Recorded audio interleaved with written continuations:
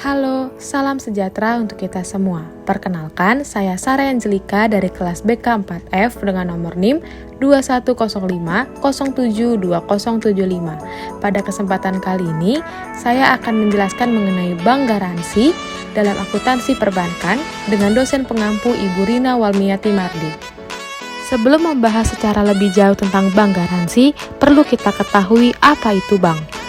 Bank pada Undang-Undang Nomor 10 Tahun 1998 tentang Perbankan, bank disebutkan sebagai badan usaha yang menghimpun dana dari masyarakat dalam bentuk simpanan dan menyalurkannya kepada masyarakat dalam bentuk kredit dan atau bentuk-bentuk lainnya dalam rangka meningkatkan taraf hidup masyarakat.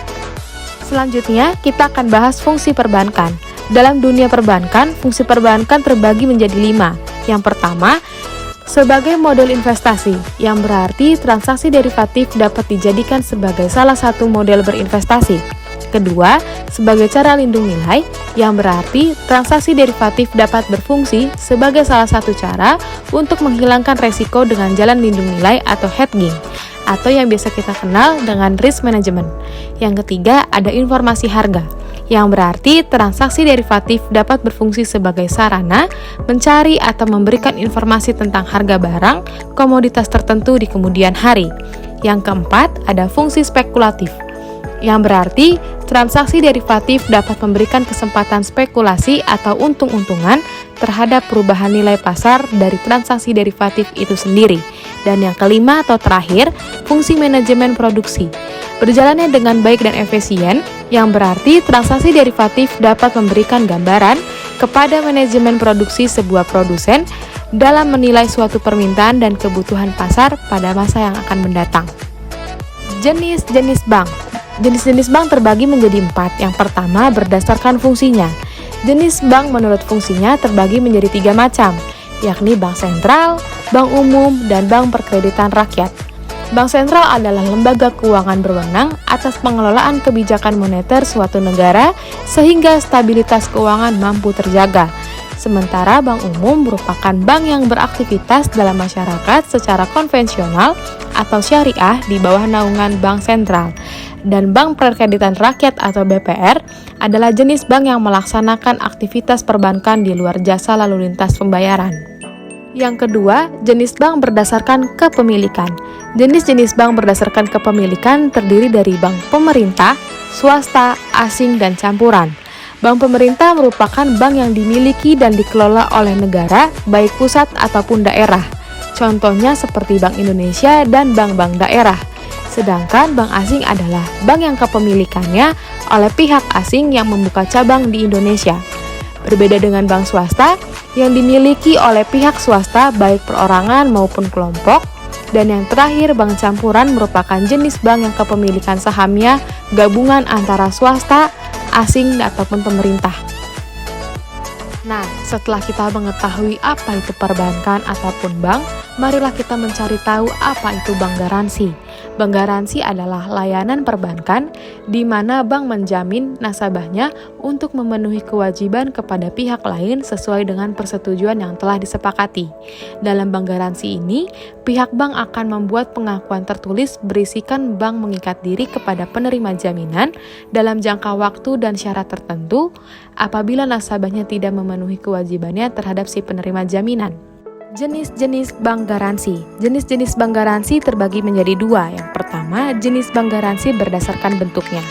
Dalam jenis bank garansi berdasarkan bentuknya terbagi menjadi 2. Yang pertama, penerimaan atau penerbitan jaminan dalam bentuk bank garansi untuk pemberian kredit, risk sharing, dan standby loan dalam rangka pelaksanaan proyek.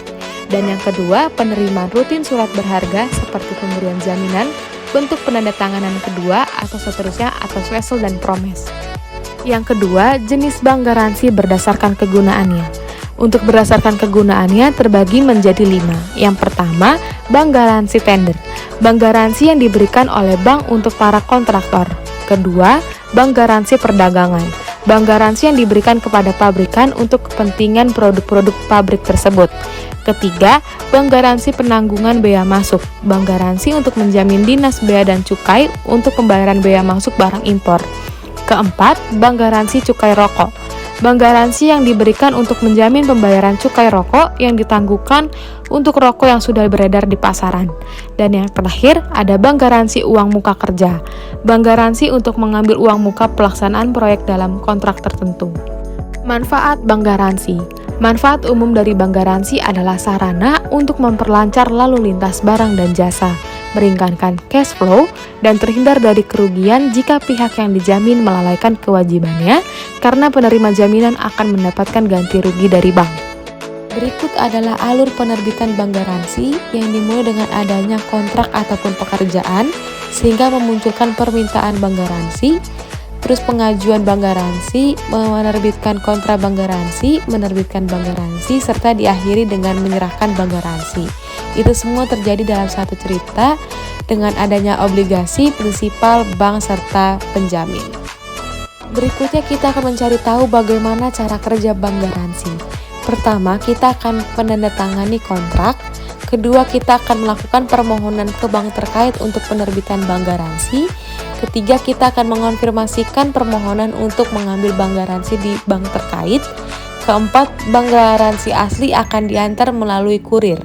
Kelima, kita akan memvalidasi bank garansi.